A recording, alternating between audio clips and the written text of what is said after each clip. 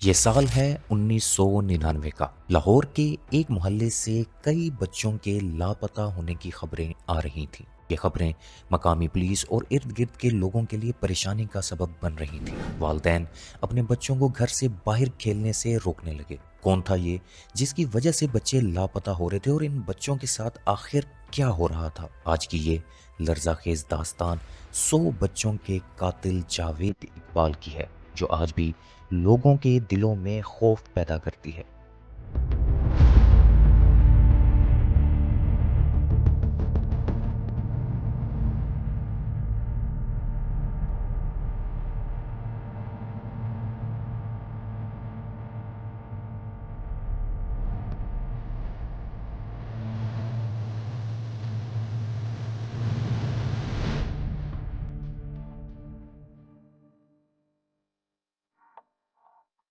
کون جانتا تھا کہ ماں کی گود میں کھیلتا معصوم بچہ آگے چل کر 100 ماؤں کی گود اچاڑ دے گا۔ جاوید اقبال بچپن ہی سے دوسرے بچوں سے بالکل الگ تھا۔ وہ ضدی، جھگڑالو اور ایک جنونی بچہ تھا۔ اگر اس کے والد کسی بات سے انکار کر دیتے تو اپنی بات منوانے کے لیے انہیں دھمکی دیتا۔ جاوید اقبال کے ذہن میں ہمیشہ الٹے سیدھے خیالات چلتے رہتے تھے۔ جاوید اقبال دنیا میں اپنا نام پیدا کرنا چاہتا تھا۔ جاوید اقبال کے والد نے لاہور کے ایک علاقے شاد باغ میں اسے ایک لوہے کا چھوٹا سا کارخانہ لگا کر دے دیا۔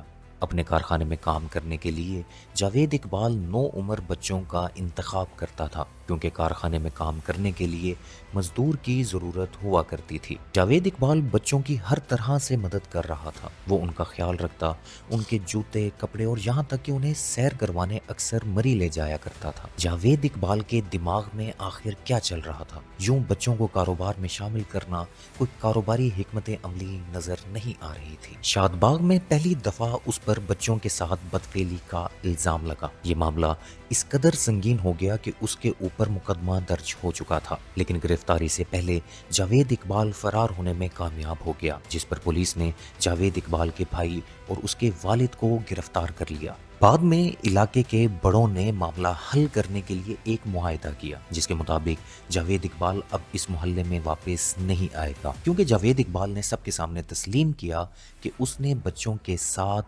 بدفعلی کی ہے۔ جاوید اقبال کی 2 شادیاں تھیں اور دونوں ہی ناکام رہیں۔ پہلی بیوی سے ایک بیٹی اور دوسری بیوی سے ایک بیٹا تھا۔ جاوید اقبال کے چند اور بھی شوق تھے، جیسا کہ اسلحہ رکھنا، فوٹوگرافی کرنا، سانپ پالنا، فلمیں دیکھنا اور با اثر لوگوں سے دوستی کرنا۔ اس کے علاوہ جاوید اقبال پارٹ ٹائم صحافی بھی تھا۔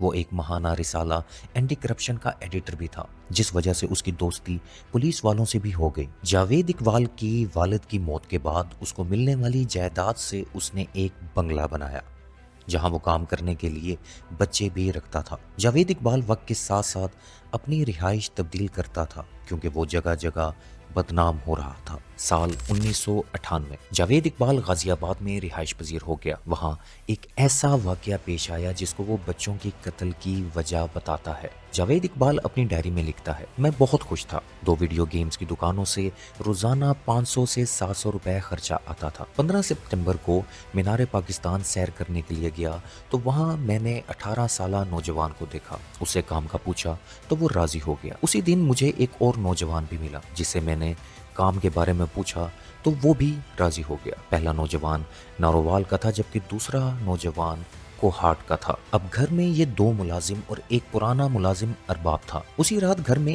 ایک عجیب افراتفری تھی۔ جاوید اقبال یہاں دعویٰ کرتا ہے کہ اس رات اس کے 2 نئے ملازموں نے رات ارباب نامی ملازم سے جنسی زیادتی کی کوشش کی اور شور مچانے پر اسے قتل کر دیا، جبکہ سوتے ہوئے اس کو بھی مار کر چلے گئے اور گھر میں موجود سارا پیسہ چرا گئے۔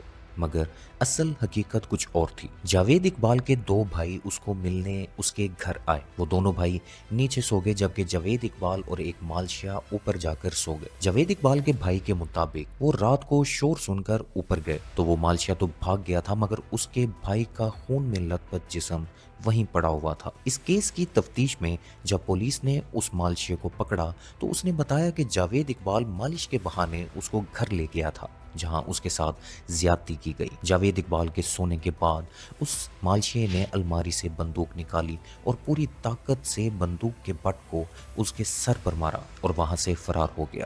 ये सुनकर पुलिस ने पिछले रिकॉर्ड को देखते हुए जावेद इकबाल पर ही मुकदमा दर्ज कर दिया। जावेद इकबाल के सर की हड्डियां टूट चुकी थीं, जिससे उसकी वालिदा बहुत परेशान थी। डॉक्टरों ने बोला कि इसके बचने के चांस बहुत कम है। जावेद इकबाल के भाई के मुताबिक जावेद बस मरने वाला था। हमने डॉक्टरों से कहा कि किसी तरह इसको बचा लो, शायद हमें ऐसा नहीं कहना चाहिए था। कई माह के इलाज के बाद जावेद इकबाल जिंदा बच गया, लेकिन इसकी जिंदगी बदल चुकी थी। तब उसने सोचा कि वो बदला लेगा।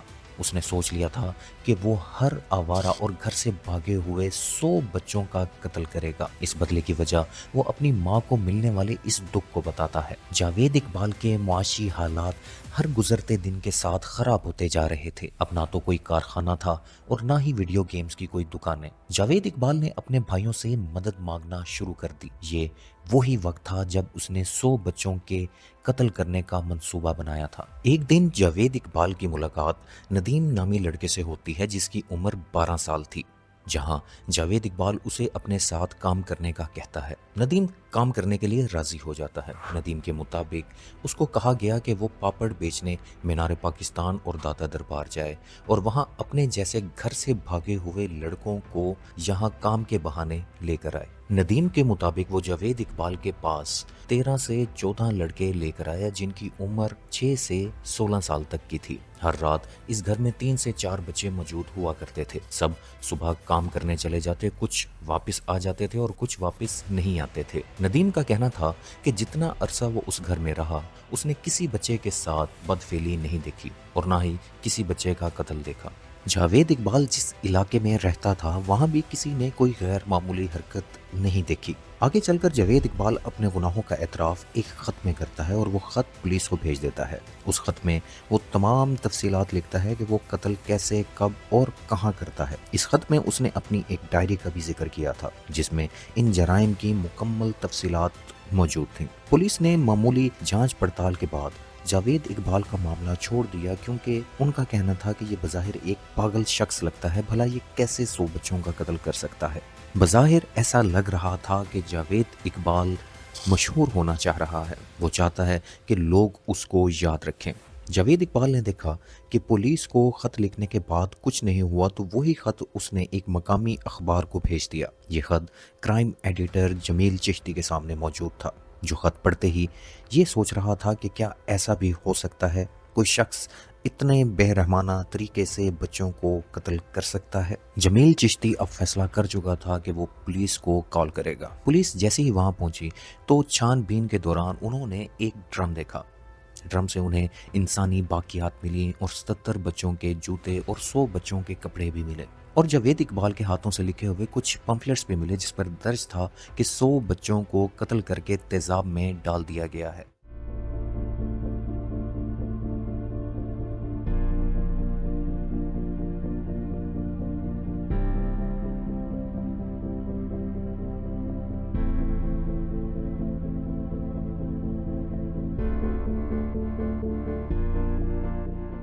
इस घर में इंसानी बालों से भरे 2 जग और पहले कमरे से 16 इंच लंबी लोहे की एक चेन भी मिली। बेड की साइड टेबल से बच्चों की तस्वीर का एक एल्बम मिला और 3 डायरियां मिली, जो कि जावेद इकबाल ने अपने हाथों से लिखी हुई थी। इसमें से एक डायरी में बच्चों के नाम लिखे हुए थे, जबकि दूसरी डायरी में बच्चों को कत्ल करने के तरीके के बारे में लिखा हुआ था। सहाफ़ी जमील चिश्ती ने यह खबर छापने का फैसला कर लिया था। जमील चिश्ती के मुताबिक इसको मिलने वाली डायरी में एक बच्चे के घर का एड्रेस भी लिखा हुआ था। जमील चिश्ती कहते हैं, जब हमने मालूम करवाया तो तस्दीक हुई कि ये वाकई ही बच्चा लापता है। इसका मतलब 100 बच्चों को मारने का दावा सच था। सहाफ़ी ने वो खबर अखबार में छाप दी। ये खबर पूरे मुल्क में जंगल की आग की तरह फैल गई। इंस्पेक्टर राना कहते हैं कि वालिदैन अपने बच्चों की शनाख्त करने के लिए आया करते थे। उनकी चीखों पुकार आज भी उनके कानों में गूंजती है। जावेद इकबाल का नामो निशान कहीं नहीं मिल रहा था। पुलिस उसे हर जगह तलाश कर रही थी। 30 दिसंबर की रात 8:45 पर जब जमील चिश्ती को इत्तला मिली कि जावेद इकबाल मकामी अखबार के दफ्तर पहुंच चुका है, जमील चिश्ती कहते हैं कि मैं जब वहां पहुंचा तो लोगों का बहुत रश था। जब मैंने उसे अपने सामने देखा तो मैं उसे पहचान नहीं सका। इसके चेहरे पर एक जुनूनियत सी थी, दाढ़ी बढ़ी हुई थी और सर पर टोपी थी। نہ جانے وہ اتنا عرصہ کہاں تھا۔ جاوید اقبال نے 2 جرابیں پہنی ہوئی تھیں۔ پوچھنے پر اس نے بتایا کہ تیزاب کی وجہ سے اس کے پاؤں میں زخم ہے۔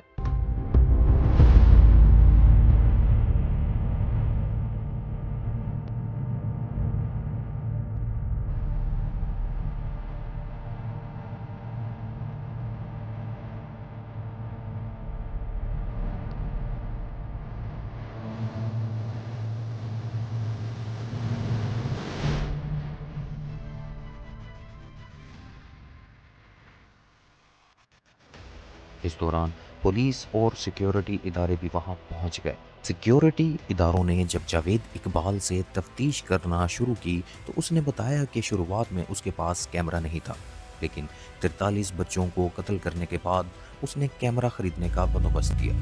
اس لیے اس کے پاس 57 بچوں کی تصاویر ہیں۔